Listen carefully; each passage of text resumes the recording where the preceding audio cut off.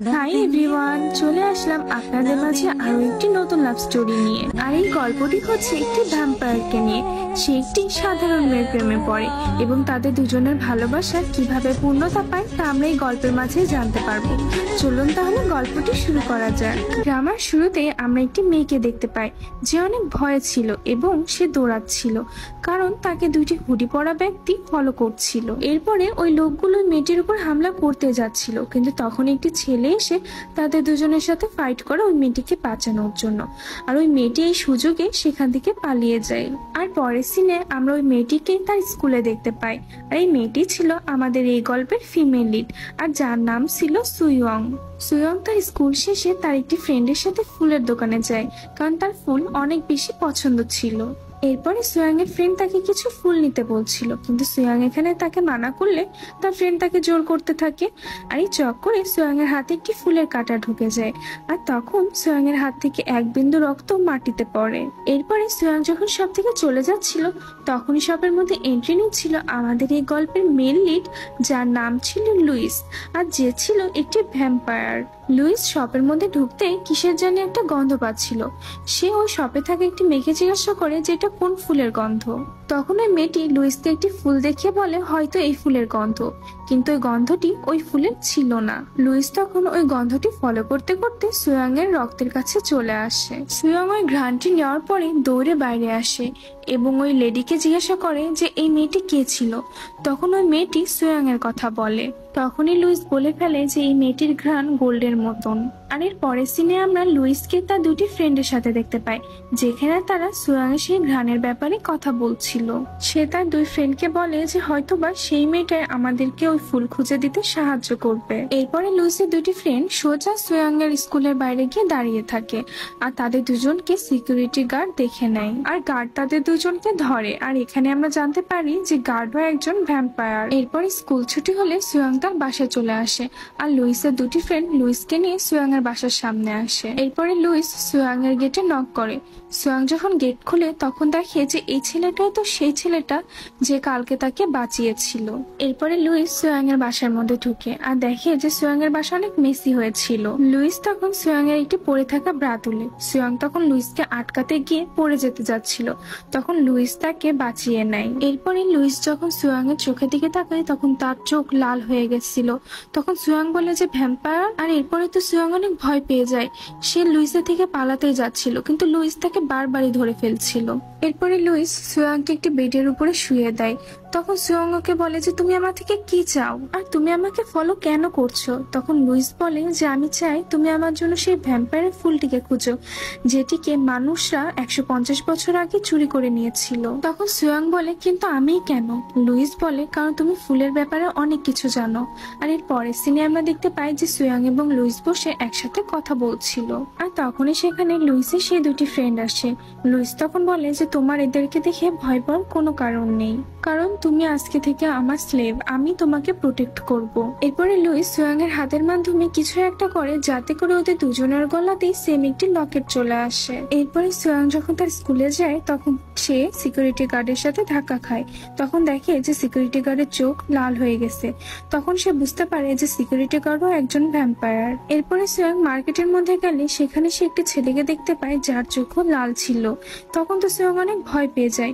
এরপরে সে ভাবতে থাকে যে আমি চারিদিকে শুধু ভ্যাম্পায়ারকে কেন দেখছি। এরপরে সুয়াং যখন তার বাসায় যায় তখন দেখে যে লুইসের দুটি ফ্রেন্ড তার সমস্ত জিনিসপত্র তার বাসা থেকে সরিয়ে দিয়েছিল। তখন সুয়াং একটি পেন্টিং দেখতে পায়, আর সেই পেন্টিং এর ব্যাপারে তাদের দুজনকে জিজ্ঞাসা করে। তখন ওরা দুজনে বলে যে এই পেন্টিং এর জায়গাটি হলো সেই জায়গা যেখানে আমরা দুজন এবং লুইস থাকে।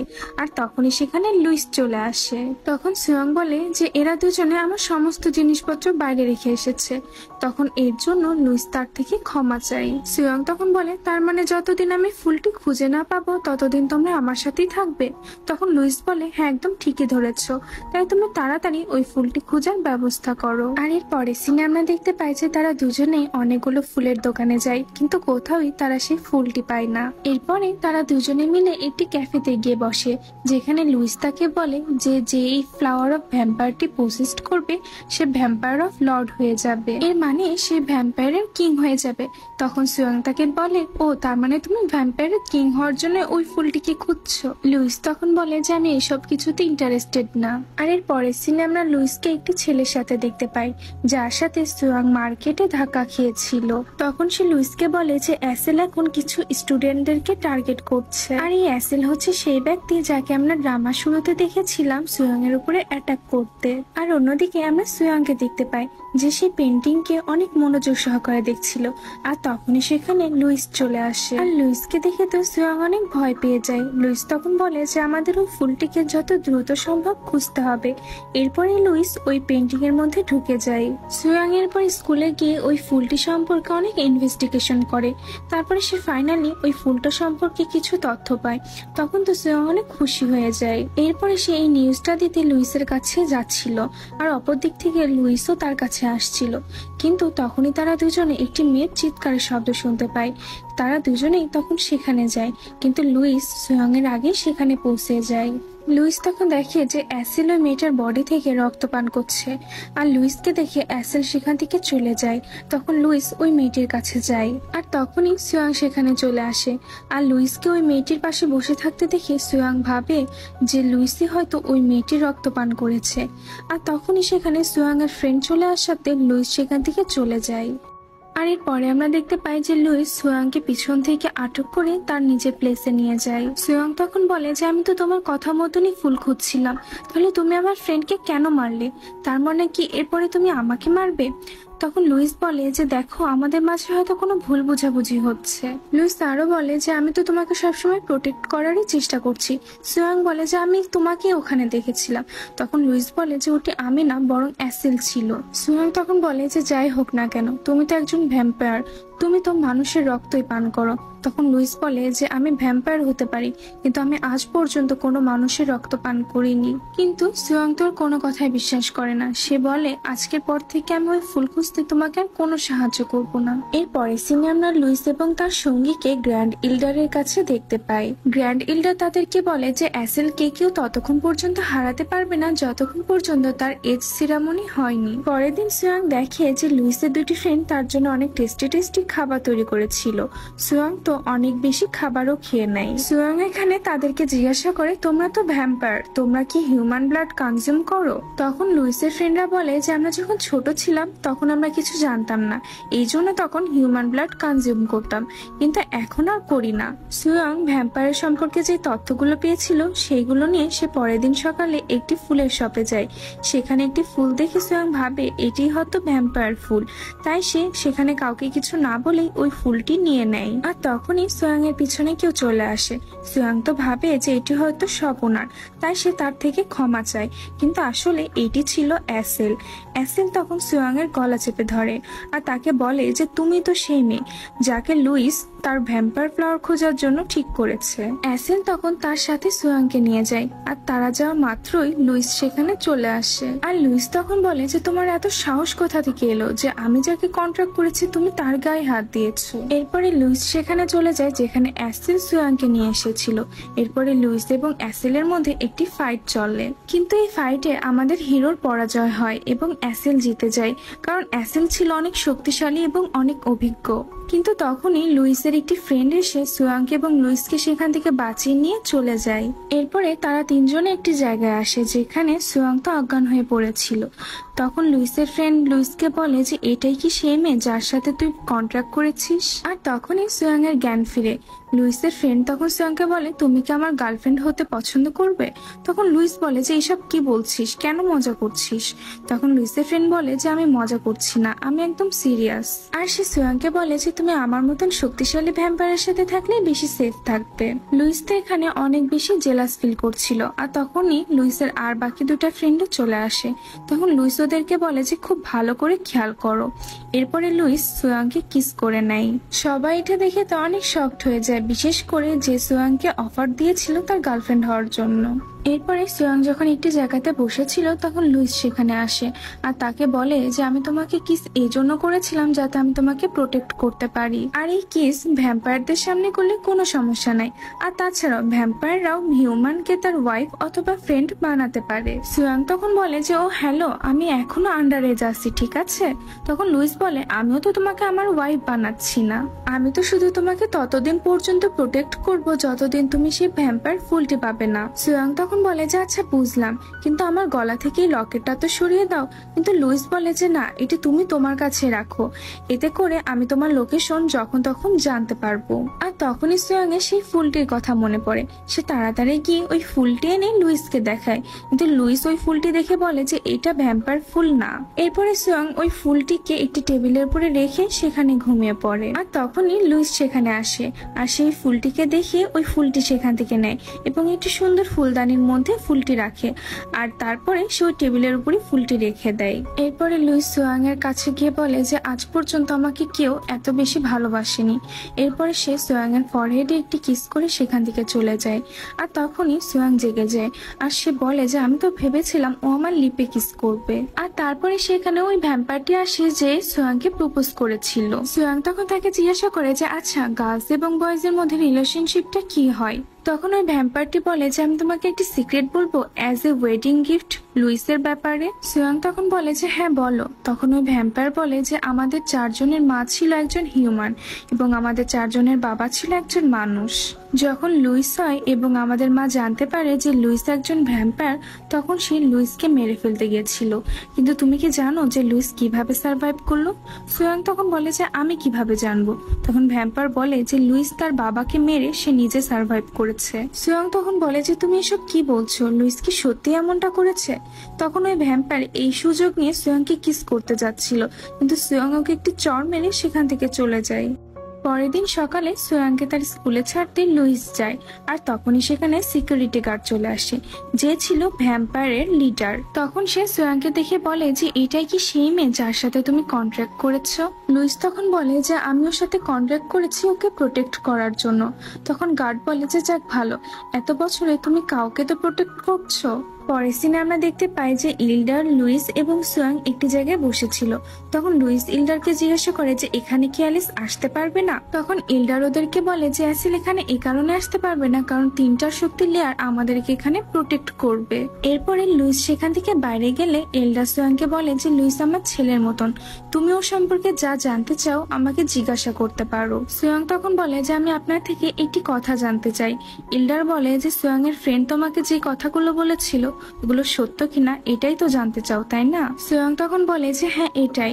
ইল্ডার তখন বলে যে ওই ভ্যাম্পায়ার তোমাকে যা বলেছিল সম্পূর্ণটাই ছিল মিথ্যা। আসলে লুইস তার বাবাকে মারেনি, বরং লুইসের বাবা লুইসকে বাধ্য করেছিল যাতে সে তার ব্লাড কনজিউম করে সার্ভাইভ করতে পারে, কিন্তু এতে লুইস তো একদমই রাজি ছিল না। আর তখনই অ্যাসেল সেখানে চলে আসে। ইল্ডার তখন বলে যে এটা কিভাবে সম্ভব, তুমি এখানে কিভাবে আসলে? অ্যাসেল তখন বলে যে তুমি কি ভেবেছো তোমার এই তিনটা শক্তির লেয়ার আমাকে আটকাতে পারবে এখানে আসা থেকে? এরপরে তাদের দুজনের মধ্যে একটি ফাইট হয় যেখানে অ্যাসেল জিতে যায়। তখন লুইস আসে ইল্ডারকে বাঁচানোর জন্য, কিন্তু লুইসকেও এখানে অ্যাসেল অনেক মেরে দেয়। ইল্ডার তখন অ্যাসেলকে বলে যে তুমি যে ভ্যাম্পায়ার ফ্লাওয়ারটি খুলছো সেটার অস্তিত্ব আর এই দুনিয়াতে নেই, সেটি এখন ডিস্ট্রয় হয়ে গেছে। অ্যাসেল তখন অনেক রেগে যায় এবং সে ইল্ডারকে মেরে ফেলে। অ্যাসেল লুইসকেও এখানে মেরে ফেলতেই যাচ্ছিল, কিন্তু লুইসের ফ্রেন্ড এসে লুইসকে বাঁচিয়ে নিয়ে সেখান থেকে চলে যায়। লুইস তো একটি জায়গায় অজ্ঞান হয়ে পড়েছিল। তখন সোয়াং ওদেরকে জিজ্ঞাসা করে যে লুইসের কি হয়েছে, ও কেন উঠছে না, কিন্তু কেউ ওর কোনো কথার জবাব দেয় না। আর তখনই লুইসের সব ফ্রেন্ড সেখান থেকে চলে যায়। সোয়াং তখন তার নিজের হাত কেটে লুইসের মুখের সামনে ধরে যাতে সে তার ব্লাড কনজিউম করতে পারে। আর এরপরে লুইসের জ্ঞান ফিরলে সে সোয়াং এর হাত সরিয়ে দেয়, আর এরপরে দেখে যে তার মুখে সোয়াং এর রক্তে ভরে আছে আর সোয়াং পাশে অজ্ঞান হয়ে পড়ে আছে। এরপরে সোয়াংকে তার বাসায় নিয়ে যাওয়া হয় যেখানে লুইসের ফ্রেন্ড তাকে বলে যে টেনশন করো না, সোয়াং এখন একদম ঠিক আছে। লুইসের ফ্রেন্ড তখন লুইসকে বলে যে তুমি যদি অ্যাসেলের থেকে ফাইট করে জিততে চাও তাহলে তোমাকে আগে তোমার নিজের এস সিরামনি করতে হবে। লুইস তখন বলে যে আচ্ছা ঠিক আছে, তুমি এগুলোর ব্যবস্থা শুরু করো। এরপরে পরের দিন লুইস সোয়াংকে এস সিরামনির ব্যাপারে বলে। তারপরে তারা সেই অনুষ্ঠানে যায় যেখানে সোয়াং তো অনেক বেশি খাবার খায়। লুইস এখানে সোয়াংকে বলে যে ওই ফুলটা এখন ডিস্ট্রয় হয়ে গেছে, ওই ফুলটি তো ইম্পর্টেন্ট ছিল কিন্তু সমস্যা নেই, এখন আর ওটির কোনো প্রয়োজন নেই। এরপরে তারা যখন বাসায় যায় তখন দেখে যে লুইসের দুটি ফ্রেন্ড তাদের সমস্ত জিনিসপত্র প্যাকিং করে ফেলেছিল। তখন সোয়াং তাদেরকে জিজ্ঞাসা করে যে তোমরা কোথায় যাচ্ছ? তখন ওই ফ্রেন্ড দুটা বলে যে ওই ফুলটি এখন তো আর নেই, তাই আমরা এখানে থেকে আর কি বা করবো। সোয়াং তখন লুইসকে বলে যে আমরা যদি খুব ভালো মতন খুঁজি তাহলে আমরা ওই ফুলটি অবশ্যই খুঁজে পাবো, আর এখন আমাদের দুজনের মধ্যে তো অনেক ভালো সম্পর্ক গড়ে উঠেছে, আমরা তো দুজন এখন কাপলের মতন, আর আমি তোমাকে ছাড়া একা কিভাবে থাকবো? তখন লুইস বলে তুমি তো এর আগেও একাই থাকতে তাই না, আর আমি তো শুধুমাত্র আমার ফায়দার জন্য তোমাকে ইউজ করেছি। সোয়াং তখন বলে যে আমি তোমার কথা বিশ্বাস করি না, তুমি আমাকে মিথ্যা বলছো।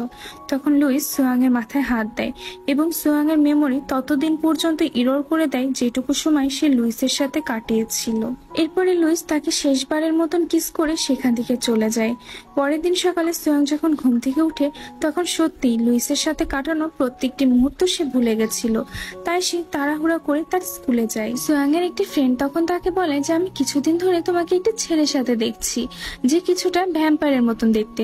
তখন সোয়াং বলে যে তুমি কি পাগল হয়ে গেছো, আমি কেন কোনো ছেলের সাথে থাকবো? আর তাদের দুজনকে লুইস এবং তার ফ্রেন্ড দূর থেকে দাঁড়িয়ে দেখছিল। লুইসের ফ্রেন্ড তখন লুইসকে বলে যে সোয়াং এর মেমোরি লস্ট করানো কি খুব বেশি জরুরি ছিল? তখন লুইস বলে যে হ্যাঁ, কারণ আমার সাথে আজ পর্যন্ত যে থেকেছে সেই মারা গেছে, আর আমি চাই না যে আমার জন্য সোয়াং এর কিছু হোক।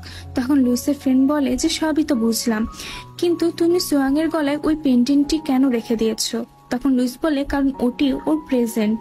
এর পরের সিনে আমরা দেখতে পাই যে অ্যাসেল সোয়াংকে কিডন্যাপ করে একটি জায়গাতে নিয়ে যায় এবং সে সোয়াংকে একটি চেয়ারের সাথে বেঁধে দেয়। অ্যাসেল তখন বলে যে তুমি কি ফ্লাওয়ার অফ ভ্যাম্পায়ারের ব্যাপারে আমাকে কিছু বলতে পারবে?